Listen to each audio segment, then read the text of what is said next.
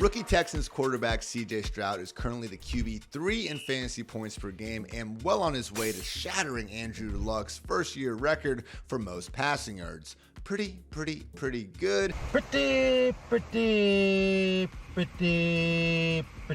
And there's reason to believe that Stroud's high-end production isn't going anywhere anytime soon.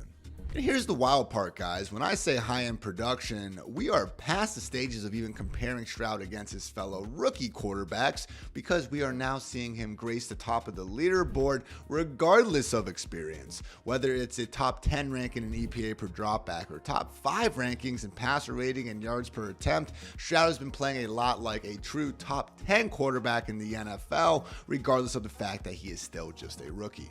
Now, some critics out there could point out that Stroud isn't exactly inside the league's top 20 signal callers and things like completion rate over expected and adjusted completion rate, but if you dig just a little bit deeper, you'll find out that Stroud is actually one of only 3 quarterbacks with an average target depth over 9 yards. Translation, the man is not afraid to throw the ball downfield, and yes, he's going to sacrifice a little bit of down-to-down efficiency in the completion percentage related statistics, but man, those big plays are a hell of a drug, and they have been sparking this Houston Texans offense all season long. So yeah, pretty special year for C.J. Stroud, guys. I mean, literally as the ball dropped, he got done putting forward his best collegiate performance ever against Georgia. The man has proved that S2 cognition tests are a load of shit.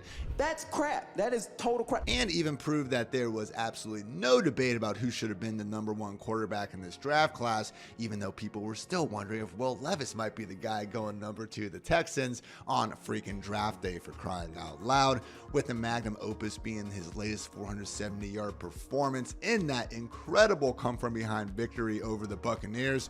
2023 has been the year of C.J. Stroud, but now for the million-dollar question, can he keep it up? And yes, I believe he can, and here are the 3 main reasons why. Reason number 1, this banged up yet pretty freaking good Texans offensive line. By the middle of September, there were no less than 5 key contributors of this offensive line on injured reserve, and that doesn't even include franchise left tackle Laramie Tunsil missing multiple games along the way. All that to say, guys, they've been really good still. Number 10 in pressure rate and even number 10 in quick pressure rate on the season goes to show you that this is not simply an offensive line that has fully benefited from C.J. Stroud getting the ball out quick. They have managed to keep that pocket clean, more dropbacks than not all season long, and they've been getting even better at doing so. If you just look past the first 2 weeks, I know a bit of an arbitrary cutoff here, but young players getting better, I think we can get behind that idea. So past those first 2 weeks, when Stroud was sacked 11 times, we have only seen him hit the ground on 7 separate occasions for sacks over the past 6 games combined. It should come as no surprise that we saw the marks in both pressure and quick pressure rate get down to top 8 numbers during this span. This Texans offensive line and C.J. Stroud are working perfectly together. Synergy. And it's been a major reason for the Texans' overall offensive efficiency. But here's the crazy thing, guys, because again, all due credit to the offensive line, but even then I can't help but marvel at what Stroud is bringing to the table. In weeks 1 and 2, he was allowing 25% of his pressures to be converted into sacks, a mark that ranked outside the top 20 quarterbacks. But over the last 6 games, only Patrick Mahomes, Josh Allen, and Brock Purdy have been better than Stroud at not allowing pressures to be converted into sacks. So again, offensive line generally doing a good job not allowing those pressures to occur all that often in the first place, but Stroud has now become absolutely elite at not allowing the pressures when they get there to be resulting into negative plays. Just goes to show you how important offensive line performance with a quarterback who knows how to get rid of the ball on time can be to an overall offense. Reason number 2 for continued optimism surrounding Stroud and this Texans offense in general comes down to first-year offensive coordinator Bobby Slowik. A longtime disciple of Kyle Shanahan, we actually saw Slowik be the passing game coordinator for the 49ers as recently as 2022, and you can see these Shanny fingerprints all over the current edition of this Texans offense. These groups actually ranked 25th and 26th respectively in pass rate over expected, showing that as prolific as Stroud and these receivers have been throughout the year, Slowik has remained adamant about trying to run the football.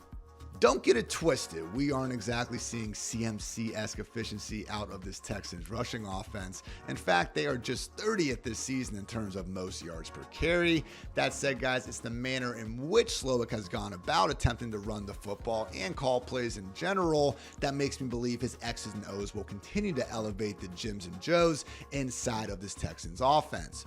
Overall, this group ranks 10th in pre-snap shift and motion, which is a not new phenomenon, but something we see guys like Shanahan and Mike McDaniel embracing at a far higher level than most other coaches throughout the NFL. Accordingly, I do believe this has helped this offense keep on keeping on despite having a great run game, and this is as evidenced by them ranking 7th in EPA per play and 9th in yards per play. Numbers that honestly could continue to go up if we see this offense's newfound embracing of the passing game persist in week 10 and beyond. Guys, when we look at this dropback rate over expected last week, elite stuff out of Houston, coming off a game in which they were really surprisingly not willing to throw the football all around the yard against the Panthers. Now, probably not a coincidence that this most recent spike in pass game usage came during a week without number one running back Dameon Pierce in the fold, but regardless, the fact that Slowik is proving this willing to change his scheme from week to week in order to put his players in a position to succeed gives me all the confidence in the world that these first 9 weeks are not a flash in the pan and rather a sign of more good things to come. I know it's easy in hindsight to look at guys like Nico Collins, Tank Dell, Dalton Schultz, and make this out to be an offense that already had plenty of talent to get the ball to. But guys, I don't think it was all that controversial when PFF ranked this receiving core as the single worst unit in the league before the season started back in July. They just weren't proven. From Tank Dell being an undersized third-round rookie to Nico Collins not having a 500-yard season to his name to Bobby Trees looking pretty washed in Tennessee last year. Hell, Noah Brown was someone who could barely crack a starting lineup until the end of his tenure in Dallas. Again, not exactly a group that we were writing home about, and we should give them plenty of credit too, especially Nico Collins and Tank Dell, who are both top 10 receivers in ESPN's Advanced Analytics wide receiver score. But guys, maybe it is the coach drawing these plays up literally in the dirt sometimes to win football games. That does have something to do with this overall offensive effort. So again, gotta love CJ Stroud, gotta love this offensive line, and we gotta love this skill position talent. But all that said, we gotta love Bobby Slowik and all the strings he's been pulling to make this offense gel through 9 weeks of action. And finally, reason number 3 why I believe all these good things are going to keep on keeping on more weeks than not in 2023 comes down to the reality that these schedule gods did the Texans some serious favors over the course of the second half of the season. Now, if we just zero in on the next 4 weeks specifically, Stroud actually has the second most fantasy-friendly schedule of any quarterback in terms of his opponent's average fantasy points per game allowed to the position. And even after that, guys, things don't get overly unbearable. Yes, we're going to run into some tough matchups down the line against the Jets and the Browns specifically in weeks 14 and 16. That said, we get week 15 and week 17 matchups against the Titans' perennial pass funnel defense. I know the trendy thing in the offseason was talking about how we were going to get 2 fantasy playoff matchups featuring Derrick Henry against the Texans defense, but I'm starting to think that's a little tired, guys. The wired side of the equation is Stroud in this passing game getting 2 fantasy playoff matchups against the Titans. Sign me up for that. And the best part about a lot of these matchups is there is a ton of room for some serious fantasy-friendly shootout upside. You know what happens in a shootout? I know. It was a great win for the Texans in week 9, but also, guys, it did allow Baker Mayfield and company to score 37 points. Not great for the Texans' real-life ambitions, but fantastic for the potential for Stroud and company to regularly be forced to be playing from behind and just attempting to, again, keep up on the scoreboard. So when we look at upcoming matchups against teams like the Bengals, the Cardinals, and the Jaguars, yes, we are thrilled about having that beatable pass defense for Stroud and company to tee off on, but we are also pumped about the fact that these quarterbacks in Joe Burrow, in Kyler Murray, and in Trevor Lawrence can keep pace and hopefully turn these into more fantasy-friendly shootouts for Stroud and everyone involved. So yeah, guys, Stroud, awesome. His offensive line, really good. His play calling, also really good. The skill position talent, performing great. And the upcoming schedule is borderline erotic. It's very erotic. All reasons to believe that Stroud will keep on keeping on as the sort of locked-in QB1 that you should not let hit your bench in fantasy land, even if there's a fire.